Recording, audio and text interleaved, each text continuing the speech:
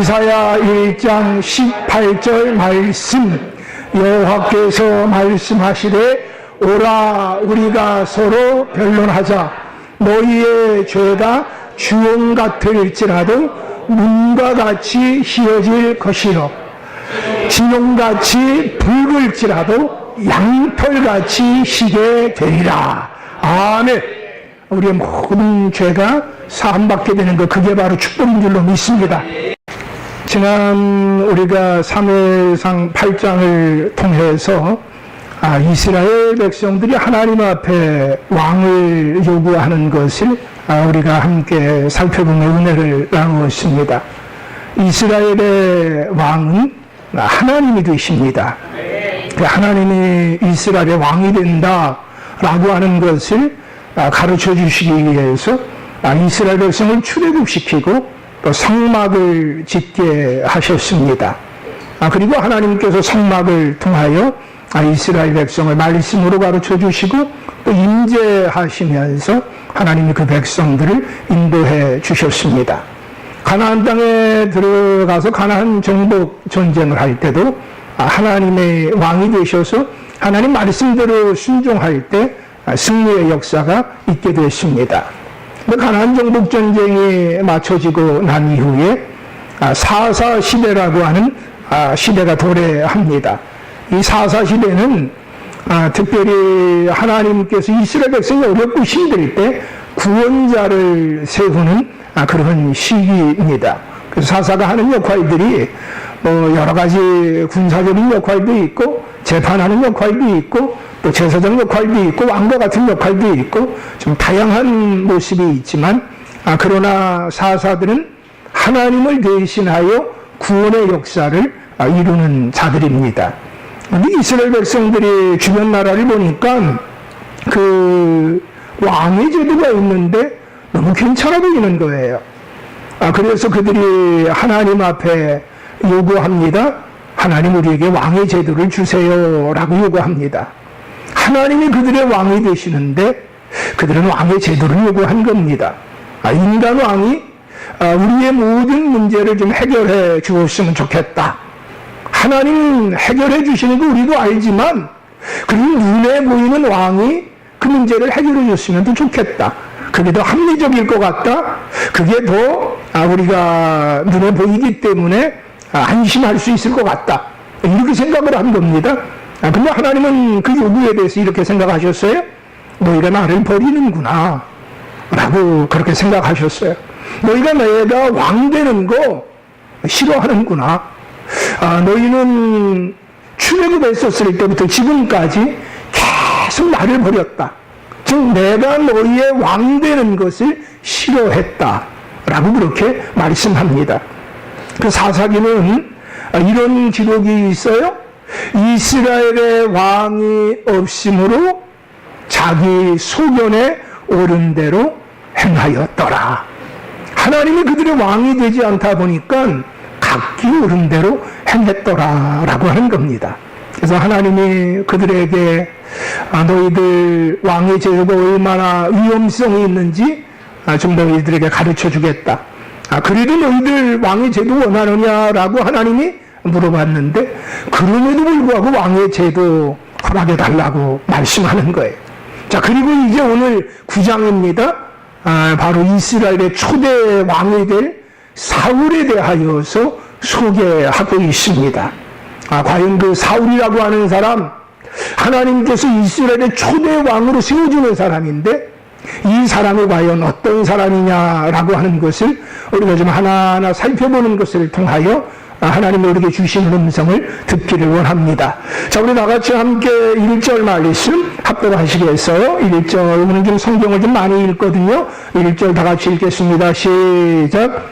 베냐민 지파의 기스라 이름하는 유력한 사람이 있으니 그는 아비엘의 아들이요 수룰의 손자요 베고라스의 증손이요 아비아의 형선이며 베냐민 사람이더라. 아멘. 한마디로 이야기해서 이 사울이라고 하는 사람 집안이 좋다라고 그 얘기를 하려고 하는 겁니다. 1절 얘기는. 이 사람은 베냐민 지파 사람이다라고 하는데요. 이 베냐민 지파는 야곱이 4명의 아내가 있는데 그 중에 야곱이 제일 사랑했던 여인이 라헬입니다. 그 라헬이 2명의 아이를 낳았는데요. 요셉과 베냐민입니다. 바로 그 베냐민 지파다라고 하면 그만큼 야곱이 사랑했던 지파고 하나님이 사랑했던 지파다라고 이야기할 수 있어요. 초대 왕이 베냐민 지파에서 나왔어요. 그리고 우리가 잘 알고 있는 바울 아시죠? 바울 사도가 바로 베냐민 지파입니다.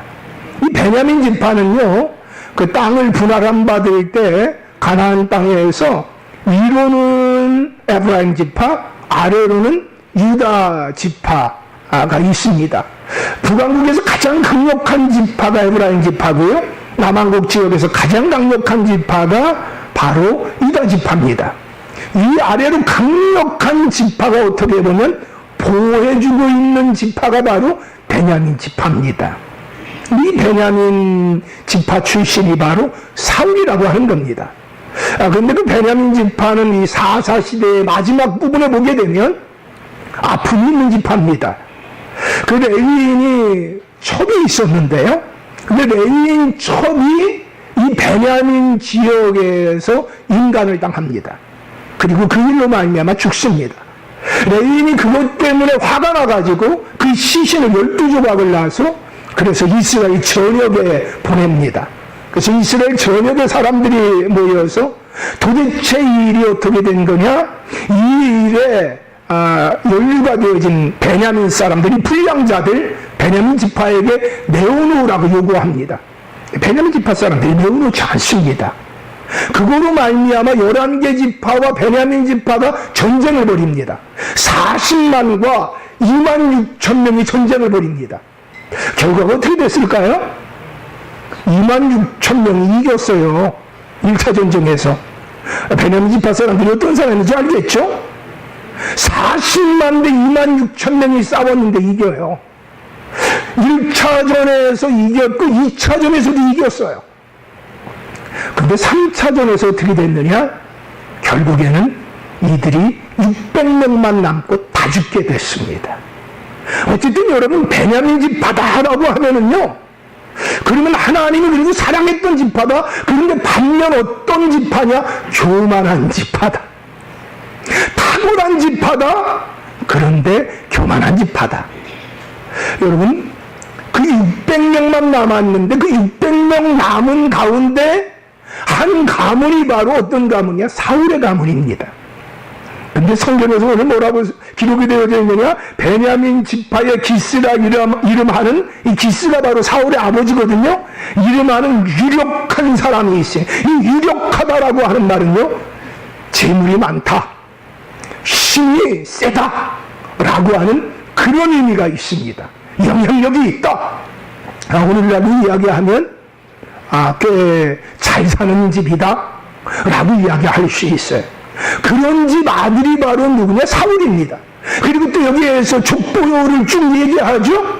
바로 사울 위에 아버지도 이야기하고 할아버지도 이야기하고 그 위에 쭉 5대를 이야기를 합니다. 이 말은 어떤 말이냐?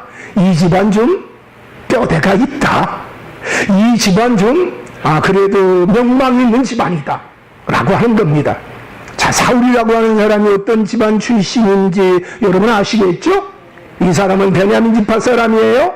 베냐민 지파 가운데도 유력한 아주 좀 힘 있는 잘 나가는 명망 있는 집안의 아들입니다. 이런 사람을 하나님이 이스라엘의 초대 왕으로 뽑으셨습니다. 자, 그 다음 또 같이 한번 보셨으면 좋겠는데 2절 말씀 좀 다 같이 함께 우리 성경을 합독합니다. 우리 9장 사무엘상 9장 2절 시작. 그의 이름은 사울이요 준수한 소년이라.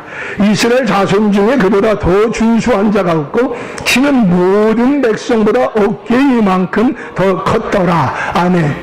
그래서 준수한 소년이라고 그랬는데 이번에 해석에 조금 문제가 있어요. 그냥 청년이라고 이렇게 해석하는 것이 훨씬 더 좋습니다. 이 사울이라고 하는 청년 집안 꽤 괜찮은 집안의 자제인데요. 근데 그 사람의 외모가 어떠냐? 얼짱이랍니다.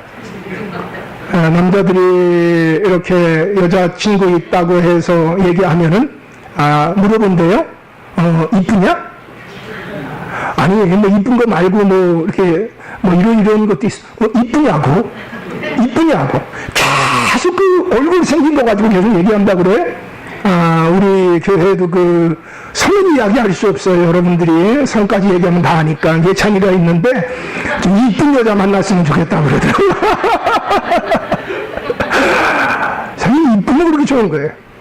우리 아들도 보니까는 자기 여자친구 저한테 딱 데리고 와서 한다는 소리 첫 마디가 그렇더라고요. 이쁘지 아빠? 제가 볼 때는 뭐 그 눈에 그 정도면 만족할 것 같은데 어쨌든 그 얼짱이래요. 얼짱. 그리고 몸짱이래요. 몸짱. 우리 박태현 선수, 여러분 수영 선수 알죠? 네. 박태현 선수를 보면서 우리 이제 권사님이 막 그러더라고요. 어쩜 어휴. 근데 몸짱이에요. 아주 좋은 집안의 자녀고요. 더군다나 얼짱에다가 몸짱이에요. 그렇지 못한 사람은 좀 이렇게 사울 보면서 이렇게 얘기할 수도 있어요. 참 재수없게 생겼다. 가질 거 다 가졌다. 라고 이야기할 수 있는 사람이 바로 사울이에요. 자, 그런데 여러분, 대부분 좋은 집 자녀고, 얼짱이고 몸짱이면 그 다음은 어떻게 돼요? 성품은 조금 안 좋기를 원해요. 우리는 사실 그렇죠? 우리는 안 그러니까 성품까지 좋으면 화가 나 갑자기. 근데 이 사람 성품이 어떤지 좀 같이 봤으면 좋겠어요. 자, 우리 성품에 대해서 쭉 한번 좀 살펴볼 건데요. 자, 4가지로 살펴볼 겁니다. 첫 번째 우리가 살펴볼 건요. 3절에서 5절까지거든요. 자, 3절에서 5절까지 교도갑니다. 사울의 아버지 기스가 암나귀들을 잃고 그의 아들 사울에게 이르되 너는 일어나 한 사환을 데리고 가서 암나귀들을 찾으라 하매 두루다녀 보았으나 찾지 못하고 사윈 땅으로 두루다녀 보았으나 그곳에는 없었고 베냐민 사람의 땅으로 두루다녀 보았으나 찾지 못하니라. 그들이 숲땅에 이른 때에 사울이 함께 가던 사환에게 이르되 돌아가자. 내 아버지께서 암나귀 생각은 고사하고 우리를 위하여 걱정하실까 두려워하노라 하니. 아멘. 자, 여러분, 이 사람의 성품을 살펴보는데 먼저 이 사람이 가정에서 부모님 앞에 어떻게 했느냐 라고 하는 것이 오늘 본문에 나와 있어요. 그의 아버지가 유력한 집안인데 암나귀들을 어느 날 잃어버렸어요. 그래서 그 아들에게 이야기합니다. 사환 하나 데리고 가서 이 암나귀들을 좀 찾아와라 라고 이야기합니다. 되게 곱게 자란 아들과 같은 경우는 밖에 나가서 이 암나귀들 찾아오라고 하면 어떻게 할까요? 아마 시행만 하다가 말 수도 있죠. 근데 이 사람은 어떻게 하느냐? 오늘 뭐 자세하게 기록이 되어져 있는데 산악지대 또 계곡, 깊은 계곡이 있는 지역 그리고 광야가 있는 지역 그런 지역들까지 한 50km 정도를 산지사방으로 그 암나귀들을 찾아다니는 장면을 기록을 하고 있습니다. 여러분, 사흘길 동안 그렇게 합니다. 굉장히 쉽지 않은 거죠. 그러니까 이 사울이라고 하는 청년은 자신의 아버지가 말한 것을 순종하여 그것을 완수하기 위하여 최선을 다하는 자다 라고 하는 걸 알 수 있어요. 그러다가 갑자기 그 마음이 드는 거예요. 그렇게 밖에 나가서 이런 거 찾다가 자칫 잘못하게 되면 짐승의 공격을 당하거나 강도의 공격을 당해서 어려움을 겪는 일들이 있었습니다. 그러니까 이거 사흘 정도 이렇게 지났으니까 이거 암나귀에 대해서는 고사하고 우리가 어떻게 됐을까 우리 부모가 오히려 걱정할 것 같다. 그러니 돌아가자라고 얘기합니다. 여러분들 효하는 사람은요 부모의 마음을 이해하는 자가 효하는 겁니다. 어떤 어머니가 연세가 한 80이 넘으셨는데 그렇게 아들 말을 쳐주겠다고 그러시더래요. 근데 그 아들내미가 어머니가 그 말 시켜준다고 그러니까 그 발을 내놓더래요. 그래서 그 그 옆에 있는 사람들이 그랬대. 저 부려막심한 사람 같으니라고. 저 팔순 넘어가 발을 씻겨준다는데 발을 내놓는다고 저 부려막심한 아들이라고. 근데 그 어머니가 그러더래요. 내가 좋아서 하는 거기 때문에, 내가 그래도 할 게 없는데 내 아들 위해서 이거라도 하고 싶어서 하는 거기 때문에 당신 말하지 말라고. 내 아들이 효자라고. 여러분, 발을 내놓는 게 효자일까요? 발을 안 내놓는 게 효자일까요? 만약 또 말 잘못하게 되면 자식하고 같이 앉아있다가 말 잘못하면 발 내놓을까봐 대답을 못하는 분들이 있을지도 모르는데요. 부모의 마음을 헤아려들여서 부모가 기뻐하는 것을 해주는 것, 그게 효도라고 그래요. 부모의 마음을 알아주는 것. 여러분, 세월이 흘러갈수록 어때요? 자녀들이 부모의 마음을 알아주는 것 참 얼마나 좋겠어요. 근데 이 사울이라고 하는 사람은요, 부모의 마음을 헤아려 줄 줄도 알고 부모의 말에 순종할 줄도 아는 꽤 괜찮은 사람이라는 거예요. 자, 그리고 또 그 다음도 같이 한번 보셨으면 좋겠는데요. 우리 6절 말씀 다 같이 읽겠습니다. 시작. 그가 대답하되 보소서, 이 성읍에 하나님의 사람이 있는데 존경을 받는 사람이라. 그가 말하는 것은 반드시 다 응하나니 그리로 가사이다. 그가 혹 우리가 갈 길을 가르쳐 줄까 하나이다 하는지라. 아멘. 자, 여러분, 그 사람의 사람됨은요, 그 사람이 아랫사람들과의 관계, 어떻게 보면 만만하게 행할 수 있는 사람과의 관계가 어떠하냐라고 하는 것을 통하여 그 사람됨을 알 수가 있습니다. 어떤 사람은 그렇죠. 윗사람하고는 관계가 너무너무 좋은데 아랫사람하고는 관계가 안 좋은 사람이 있어요. 근데 지금 이 도련님이, 이 사울이 이제 부모님 걱정할 것 같으니까 안나기는 우리가 못 찾았더라도 우리 집으로 가자라고 결정을 했는데 이 사환이 반대 의견을 내는 거예요. 뭐라고 반대 의견을 내느냐? 이 성중에 하나님의 사람이 있는데 그분이 존경받는 사람입니다. 그러니 그분에게 가서 이제 우리 안나기들 어떻게 되었을지 그거 좀 물어봅시다 라고 이야기를 해요. 여러분, 도련님이 사환의 말을 들어줄까요? 안 들어줄까요? 이미 부모님이 걱정한다고 지금 생각을 하고 돌아가려고 하는 거예요. 할 만큼 다 했어요. 근데 사환이 다른 의견을 내는 거예요. 여러분, 그 정신병원에 가면은요, 그 정신병 걸린 그 분들 이렇게 대화를 해보면요, 하나같이 그렇게 괜찮답니다. 사람이 그렇게 뭐 착하고 괜찮대요. 아우, 정상이구나 이렇게 생각한대요. 그런데요, 그분들이 대화하다가 그분에 대해서 무언가 충고하려고 하거나 그분의 의견에 대해서 무언가 반박하려고 그러면은요, 갑자기 사람이 확 바뀐대요. 진짜 정신병 환자가 된대요. 무조건 내가 한 말이 옳다. 다른 사람의 의견을 받아들일 마음이 없는 사람. 가만히 내버려두면 그대로 굳어버리면 나중에 어떤 사람 된다고 그래요? 정신병 환자가 된다고 그래요. 같이 함께 우리 고백합시다. 당신 말이 옳습니다. 옆 사람 보고 이야기합시다. 당신이 더 저보다 지혜로우십니다. 당신 말이 옳습니다. 할렐루야. 여러분, 내 의견과 다를 때 그때 상대방의 의견에 대해서도 존중해주고 이해해주고 그렇게 큰 문제가 아니라면 대부분 어떻게 해주느냐? 그 부분에 대해서 양보해주고 이해해줄 수 있게 되기를 축복합니다. 정신병에 걸린 사람들은 한결같이 자기만 옳다고 그런대요. 자기의 의견에 대해서 반박을 하거나 충고를 하면 인격적인 무시를 당했다고 그러면서 아주 보통 화를 많이 내는 게 아니라고 해요. 근데 여러분, 이 도련님이, 이 사울이 어떻게 하느냐? 사환이 그렇게 이야기를 할 정도로 관계가 어떻다는 거예요? 꽤 괜찮다, 좋다. 그게 성품을 좀 알 수 있는 거죠. 그 다음에 또 같이 한번 좀 보셨으면 좋겠는데요. 우리 7절부터 시작해서 10절까지 같이 교독하겠어요. 사울이 그의 사환에게 이르되 우리가 가면 그 사람에게 무엇을 드리겠느냐? 우리 주머니에 먹을 것이 다하였으니 하나님의 사람에게 드릴 예물이 없도다. 무엇이 있느냐 하니. 아멘. 자, 여러분 저를 보세요.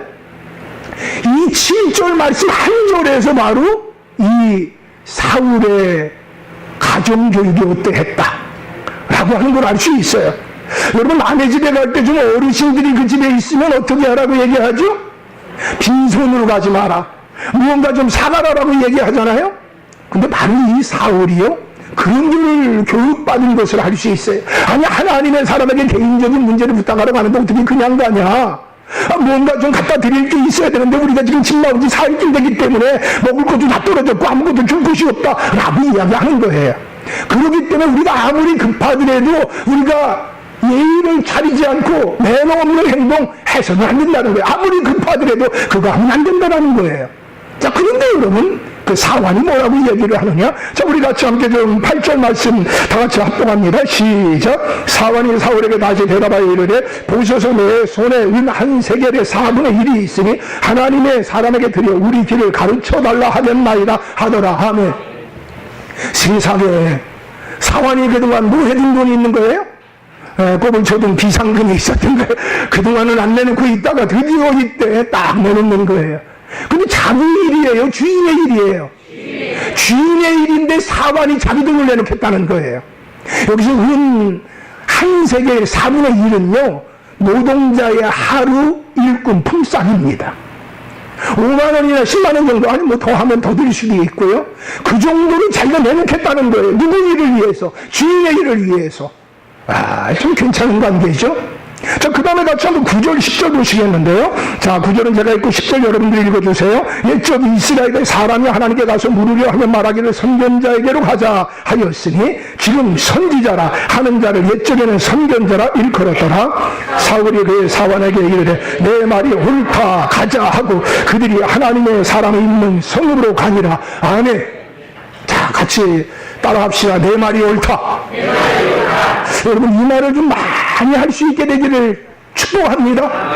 할렐루야. 내 말이 옳다는 거예요. 누구 말이 옳아요? 사환의 말이 옳다는 거예요. 누가 그 얘기를 하는 거예요? 도령님이 얘기하는 거예요. 유력한 집안의 자제가 그 얘기를 하는 거예요. 알만큼 아는 사람인데. 그런데 그 얘기를 해요. 그거는요 그의 성품이 어떠하다 라고 하는 걸 알 수 있어요. 여러분 예수 믿는 사람은요 자꾸 그 성품이 누구 성품을 닮아봐야 되느냐? 예수님 성품 닮아봐야 할 줄로 믿습니다. 예수님의 성품은요 온유하고 겸손하세요. 할렐루야. 뭐 어떤 분을 제가 이번 주에 만났는데 그분이 막 그러더라고요. 성경에 보면 예수님은 그렇게 안 사셨습니다. 바울도 그렇게 안 했습니다. 그런데 어떻게 그 말씀을 갖다가 바르게 안전하고 그렇게 할 수 있습니까? 막 그러면서 모든 바르게 안 하는 목사들은 다 도둑놈이고 다 사기꾼이고 막 그러는 거예요. 그분하고 한 40분 이상 했나요? 한 1시간 정도 했는데 제 머릿속에 남은 거는 그거였어요. 그러는 당신은 예수님 닮았습니까? 다른 사람에 대해서 막 화를 막 내는 거예요. 그분이 목사님인데 막 그래요. 오래간만에 만났는데 너무 화를 내니까는 서로가 안부를 물어볼 시간도 없어. 그냥 넘어가고 화를 막 내면서 세상에 그냥 그게 어떤 목사인지 내가 존경하려고 그러는데 내가 성경을 보니까 그분이 말씀대로 안 살고 그냥. 그래서 제가 또 한번 시간 지나고 난 다음에 제가 이렇게 껐다가 봤으니까 그분이 고맙다고 전화가 왔어요. 근데 이번에 제가 보훈에 장인어른 추모 예배가 있어서 갔는데 그분이 전화가 왔기 때문에 제가 전화를 걸었을 뿐이에요. 그냥 그랬는데 그분이 또 50분 동안 아니 추모 예배를 드려야 되는데 8시에는 드려야 되는데 7시 45분까지만 계속 그러는 거예요. 그래서 제가 속으로 내가 이분한테 다음에 전화를 할 때는 진짜 시간이 많을 때 해야 되겠구나. 여러분 보세요. 세월이 흘러갈수록 다른 사람 보지 마시고 하나님 앞에서 우리 자신을 봅시다. 세월이 흘러갈수록 예수님과 견주어서 나는 어떻게 사나? 예수님과 견주서 나는 어떻게 사나? 제가 그분이 자꾸 그래갖고 저는 그 얘기 했어요. 아, 그래요. 예. 근데 저는요, 그분 장점만 보려고 그래요. 아, 그래요. 저는 그분이 저보다 훨씬 더 뛰어나기 때문에요. 저는 뭐라고 말할 자격은 없고요. 저는 그분에게 이런 면이 좋네요. 이런 면이 좋네요. 아, 그럼 알아들어야 될 거 아니에요. 그런데 그분은 막 열받으셨어. 막, 이게 손 안 됩니다. 한국교회가 이게 손 안 됩니다. 한국에 막 교회 지도자가, 아유, 막, 그래갖고, 이분이 참 너무 크구나. 사이즈가 나하고는 안 어울리는구나. 근데 여러분 보세요. 너무 열받지 마세요. 다른 사람 때문에 열받는 사람은 자기에게 열받지 않아요. 다른 사람 문제에 너무 민감한 사람은요, 자기 문제에 민감하지 않아요. 모든 문제를 다른 사람에게 다 돌려버려요. 자기에게 화낼 거리가 또 다른 사람에게 화내고 있어요. 예수 믿는 사람은 기본적으로 내가 부족하구나. 내가 연약하구나. 할렐루야. 자꾸 자기 자신을 돌아봐야 할 줄로 믿습니다. 어쨌든 여러분, 이 사울이라고 하는 사람은요, 그 상황을 향해서도요, 네 말이 옳다. 이거요, 쉬운 것 같지만 굉장히 어려운 거예요. 얼마나 요새 사람들 많이 무시합니까? 얼마나 사람 한 명이 여깁니까? 그런데 그 지체 높은 집의 도련님이, 유력한 집안의 도련님이 그 사환을 보고서 뭐라고 얘기해? 네 말이 옳다는 거예요. 참, 사울 어때요? 꽤 괜찮은 사람이에요. 여러분들이 사울하면 머릿속에 딱 생각할 때, 미친놈 그거 다윗 그거 어지간히 못 살게 부렸지 그거. 여러분, 이 정도 괜찮은 사람이에요. 할렐루야. 저 그다음 또 같이 한번 말씀 보셨으면 좋겠는데요. 자, 우리 드디어 이 사무엘을 만났거든요. 20절, 21절 좀 같이 보시겠는데요. 자, 여기에서 이 사울의 성품이 등장합니다. 사울 전에 이른 내 암나기들을 염려하지 말라. 찾았느니라. 온 이스라엘이 사모하는 자가 누구냐? 너와 내 아버지의 온 집이 아니냐 하는지라. 읽어주세요. 시작. 사울이 대답하여 이르되 나는 이스라엘 지파의 가장 작은 지파 베냐민 사람이 아니니까. 또 나의 가족은 베냐민 지파 모든 가족 중에 가장 미약하지 아니하니까 당신이 어찌하여 내게 이같이 말씀하시나이까 하니. 아멘. 자, 여러분, 이 사울은 뭐 찾으려고 하나님의 사람 사무엘에게 갔느냐? 잃어버린 안나기들 찾으려고 사무엘에게 갔어요. 그런데 뭐라고 사무엘이 얘기하느냐? 그 안나기 걱정하지 마라. 안나기 이미 찾았다는 게. 당신은 통신이 이렇게 발달이 안 되다가 보니까 이미 찾았는데 지금 뭐 하고 있었던 거예요? 개고생하고 있었던 거예요. 그러니까 그거 가지고 걱정하지 마라. 그 다음에 뭐라고 얘기하느냐? 이스라엘이 사모하는 자가 너와 너희 아비 집이다. 이 말은 어떤 말인가 하면 이스라엘은 지금 왕이 나타나기를 그렇게 사모하는데 바로 당신이 왕이라는 얘기예요. 할렐루야. 뭐 물어보러 갔어요? 암나기 이거 잃어버렸는데 이거 어디 가서 찾으겠지, 이거 우리가 도저히 못 찾으면 그냥 집으로 돌아가야 되는지 그거 물어보러 갔는데 거기다 대고서 당신 왕 된다는 거예요. 여러분, 우리가 무언가 잃어버린 것들 우리가 살아가면서 많이 있을 거예요. 건강도 잃어버릴 수 있고요, 물질도 잃어버릴 수 있고요, 사람도 잃어버릴 수 있고요, 때로는 우리의 목숨도 잃어버릴 수 있어요. 근데 그때마다 하나님 앞에 나가세요. 하나님 앞에 나가면은요, 잃어버린 것보다 더 큰 거를 얻어요. 잃어버린 것보다 더 큰 걸 얻어요. 하나님은 안 믿는 사람은 계속 하는 얘기가 그거예요. 난 잃어버렸다, 빼앗겼다. 그러다가 나중에 죽을 때 그러는 거예요. 헛되다. 그럼 예수 믿는 사람은 그렇지 않아요. 나는 작은 걸 잃어버리고 큰 거를 얻었다. 하나님이 나를 후대해 주셨다. 제가 이번에 저희 아버님 이렇게 만났는데, 지금 원로 장로님이시고 80대 한 중반 되셨어요? 저희 아버님이 요새 몸이 좀 많이 안 좋으세요. 한 10kg 이상 막 살이 빠지시고 막 그러셨어요. 원래 전립선 암이 있었고, 그리고 그것 때문에 수술 2번이나 받으셨고, 그리고 또 오랫도록 그 신장에 그 단속이 아주 깊이 박혀 있어서 신장의 기능에 좀 어려움이 있어요. 그런데 저희 아버님은 그 얘기를 하시는데 참 마음에 오랫도록 제가 마음을 기뻤어요.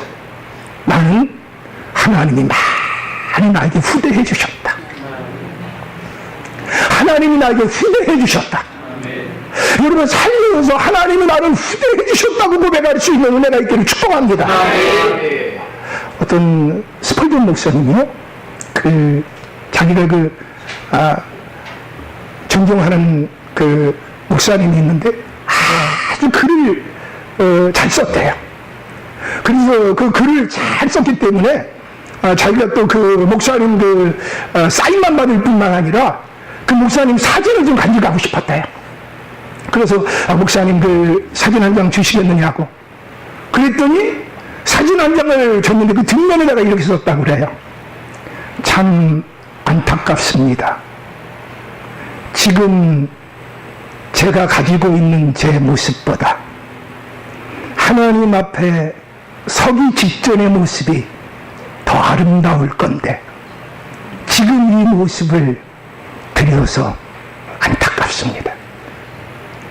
내가 예수 있는 사람으로서 내가 하나님 앞에 설 때까지 계속 예수님 닮아가려고 노력하다가 보면 그때 더 아름다울 건데, 그때 더 귀할 건데, 그때 더 예수님 닮을 건데. 그래서 안타깝다는 거예요. 너무 기가 막힌 얘기라서 여러분들이, 사랑하는 여러분, 세월이 흘러갈수록 예수님 더 닮으시다.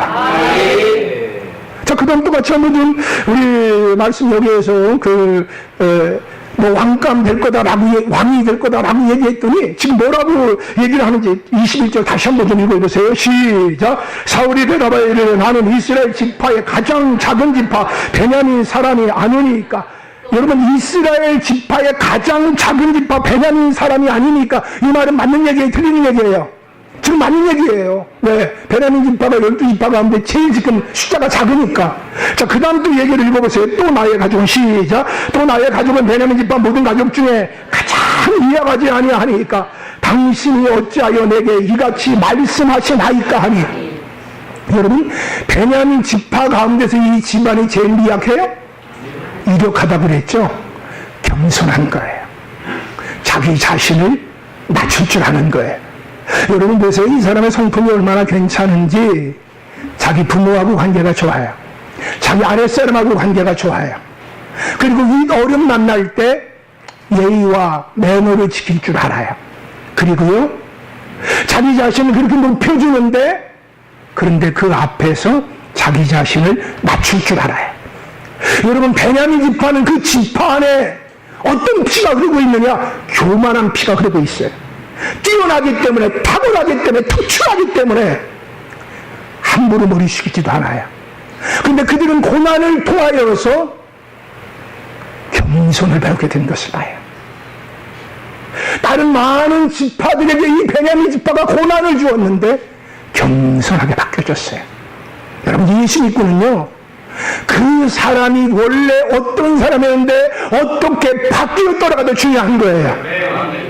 여러분, 예수 믿고 많이 바뀝시다. 옆 사람 보고 인사합시다. 매일 나보게 바뀌셨네요. 앞으로 더 바뀌실 줄로 믿습니다. 할렐루야. 꼭 그렇게 되시기를 축복합니다. 저를 비롯해서 우리 모두가 다 그렇게 됐으면 좋겠어요. 아유, 저 사람 보니까 진짜 예수님 본 것 같아. 아유, 저 사람 보니까 너무 좋아. 아유, 저 사람 보니까 내 마음에다가 평안해지는 것 같아. 할렐루야. 아유, 저 인간은 왜 이렇게 주는 거 없이 비워. 아이고, 어떻게 저렇게 얄밉게 생겼어. 생겨도 어떻게 저렇게 생겼을까. 그런 소리는 듣지 않게 되기를 축복합니다. 자, 여러분, 그런데 하나님이 이 사울을 초대왕으로 선택했다는 거예요. 생각해 보세요. 좋은 집안 자녀죠? 얼짱이죠? 몸짱이죠? 좋은 성품이 있죠. 이스라엘 백성들이 그렇게 원하고 사모하는 왕감이에요, 아니에요? 왕감이에요, 왕감. 아마 이스라엘 백성들이 막 자랑하고 싶을 거예요. 야, 이방 나라의 왕들 봐라. 우리나라에도 왕이 있는데 이 정도야. 꽤 괜찮아. 아마 자랑하고 싶을 거예요. 안성맞춤이에요. 여러분, 아마 어떤 분은 이런 사람하고 결혼하고 싶다고 할지도 몰라. 저도 이런 사람 막 사위 섞고 싶은 마음도 있어요. 성품도 좋지, 얼짱이지, 몸짱이지, 막 그냥 집안도 좋지. 얼마나 좋겠어요. 그렇죠? 여러분, 근데 여러분들이 결혼한 그분도 한때는 좋았어요, 안 좋았어요? 지금 보니까 어때요? 어떤 사람은 그래? 여러분, 함부로 대답하지 마세요. 예, 대답할 의미는 없어요. 어떤 분은 그래요. 내 발등을 내가 찔렀지. 그거보다 더한 얘기가 있어요. 내가 내 눈을 찔렀지. 아유, 세상에. 여러분, 나중에 이 사울 왕이 어떻게 되는지 우리는 알고 있어요. 지금은 그들이 막 환호할 만한 자격을 이 사울이 다 갖고 있어요. 이에도 살펴보면은요, 하나님이 사무엘에게 이 사울이 도착하기 전에 뭐라고 말씀하느냐? 내가 이스라엘 왕감, 내가 그를 선택했다. 너희 집에 갈 거다. 그러니까 네가 그에게 기름 부어서 왕을 되게 해라. 그리고 그가 딱 그 집 앞에 가니까 바로 이 사람이다. 하나님께 딱 얘기한 거예요. 여러분, 사무엘도요, 하나님 앞에서 아주 영이 밝은 사람이잖아요. 근데 그가 하나님이 선택한 사람이 사무엘이라고 하는 거 알아요. 그런데도 어떻게 하느냐? 이 사무엘이요, 인사청문회를 하듯이 해요. 요즘 제일 문제가 뭐예요? 인사 검증 시스템이 제대로 잘 안 된다. 사람이 하는 인사 검증 시스템은요, 그래도 다 이렇게 되는 거예요. 그렇죠? 그런데 여러분 보세요. 이 사무엘이 이 사람을 살펴보기 시작해요. 어떻게 살펴보느냐? 그 사울이 딱 오니까는 자기가 앉던 가장 상석을 그에게 앉게 해요. 그리고 이 사람 어떻게 하나 이렇게 가만히 보는 거예요. 그리고 어떻게 하냐? 자기가 먹던 제일 좋은 음식을 그에게 줘요. 여러분, 사람은요, 칭찬해보면, 그 사람에게 아주 극진히 대접해보면, 그 사람이 높은 자리에 올라가 보면 그 사람이 어떤 사람이다라고 하는 걸 알 수 있다 그래요. 유대 사람들은요, 세 가지 종으로 사람을 갖다가 평가한다 그래요. 그 사람이 어떤 사람이냐 알아보기 위해서는 어떻게 하느냐? 돈 쓸 때 보면 안다 그래요. 술 마실 때 보면 안다 그래요. 물론 이제 우리 같이 술 안 마시는 사람은 그 사람들이 절대 모를 거지만, 어쨌든 술 마셔서 취해보면 그 사람이 어떤 사람인지 안다. 화를 낼 때 그 사람이 어떤 사람인지 알아본다 그래요. 근데 어쨌든 사무엘이 그에게 좋은 자리에 앉게 하고 식사 대접해 주면서 제일 좋은 거 갖다 주면서 어떻게 하는지 아마 이랬을 것 같아요. 사울이 맛있는 거 혼자 다 먹었을까요? 분명히 아마 서로만 나눠줬을 거예요. 그렇죠? 예. 저는 어떻게 할지 몰라요. 그러니까 저한테 시험하지 마세요. 그럼 막 아마 우리 배려해 줬을 것 같아요. 그 아주 식사 매너라고 하는 게 굉장히 또 중요하잖아요. 아마 좀 그렇게 했을 것 같아요. 그리고 난 다음에 어떻게 하느냐? 지붕에 올라가서 대화를 나눠봐요. 얘기를 해봐야 그 사람이 가지고 있는 게 뭔지 알 수 있잖아요. 그런데 보니까는 사무엘이 봐도 어땠을까요? 너무너무 괜찮은 거예요.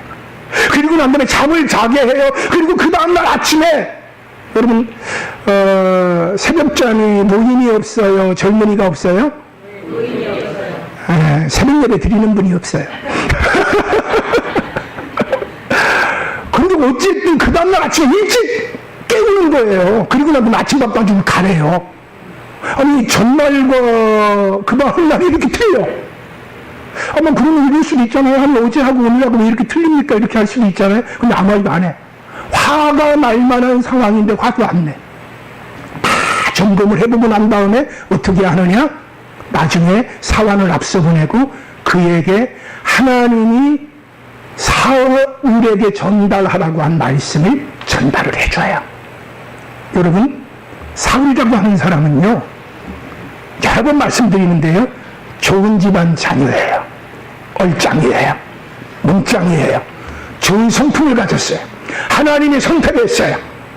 그 하나님이 선택한 걸 누가 아느냐? 그 시대에 가장 영적으로 뛰어나다고 하는 지도자인 사무엘이 알고 사무엘이 인정해요. 그리고 사무엘이 직접 검증해 봤어요. 근데도 괜찮아요. 그러면 우리가 여기서 한 가지 아주 중요한 생각을 해봐야 돼요. 하나님이 그런데 왜 이렇게 훌륭한 사람이 있는데 왕의 제도를, 왕정체제를 왜 반대했단 말입니까? 이만큼 잘 할 수 있는 자질이 있는 사람이 있는데, 이만큼 뛰어난 사람이 있는데 왜 그랬을까요?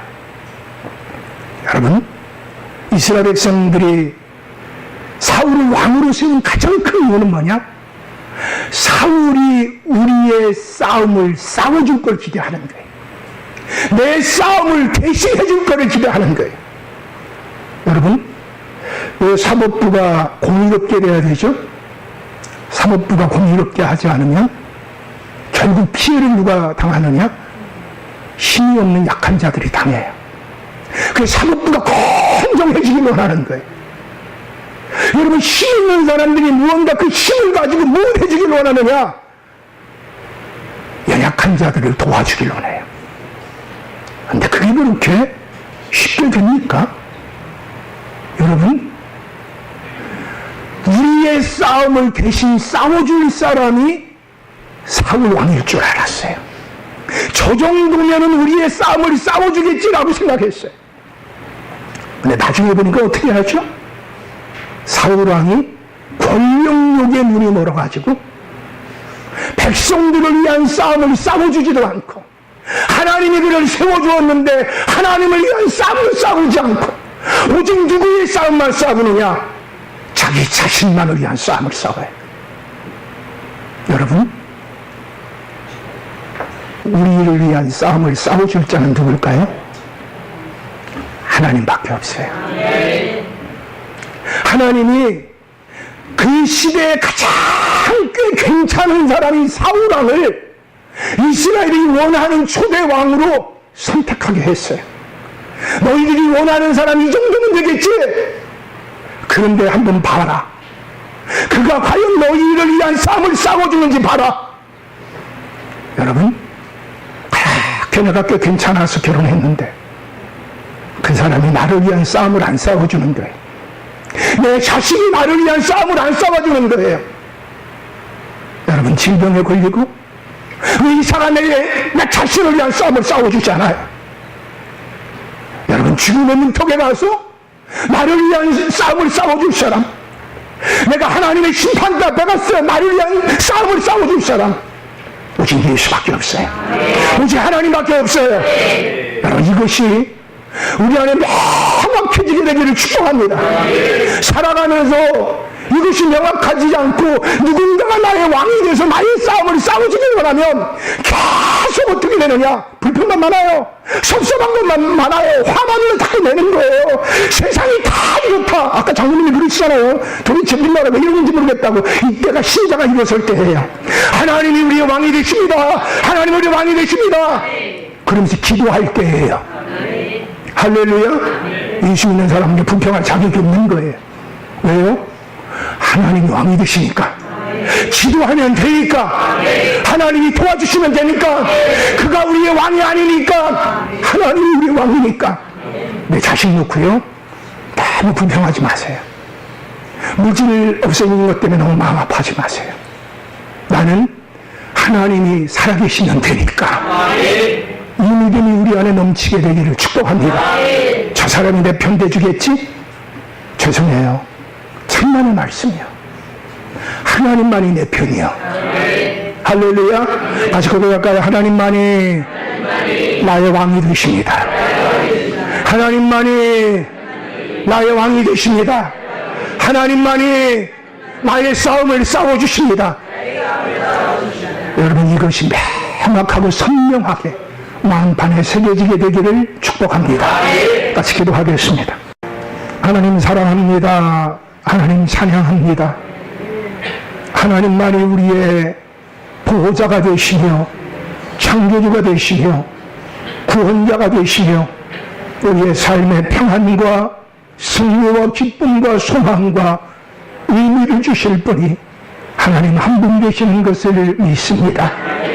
하나님으로 말미암아 우리의 가슴이 더 넓어지게 하여 주시고 우리의 눈이 더 높아지게 하여 주시옵시며 참으로 하나님과 함께 동행하며 살아가는 삶으로 말미암아 살아갈수록 선한 영향력을 발휘하며 살게 하여 주시옵소서. 오늘 하나님 앞에 시간을 드리고 재능을 드리고 몸을 드리고 예물을 드립니다. 드린 것들마다 영원해지게 하여 주옵시며 하나님이 더하여 주셔서 건강에 건강을 더하여 주시고 재능에 재능을 더하여 주시고 부여에 부여를 더하여 주시옵소서. 우리 교우들로 말미암아 하나님의 나라가 크게 확장되도록 하나님 역사하여 주시옵소서. 각 가정마다 귀한 자녀들이 부모 때보다 더 나은 믿음과 은혜와 축복과 선한 영향력을 발휘하며 이 땅을 살게 하여 주시옵소서. 이제는 우리 주 예수 그리스도의 은혜와 아버지 하나님의 극진하신 사랑하심과 성령의 내주교통으로 충만하시니 오늘 살아계신 하나님 앞에 단련하와 귀하게 예배드린 사랑하는 교우들과 그 가정과 산업 위에 주께서 지금부터 영원토록 함께 계시옵기를 간절히 축원하옵나이다. 아멘.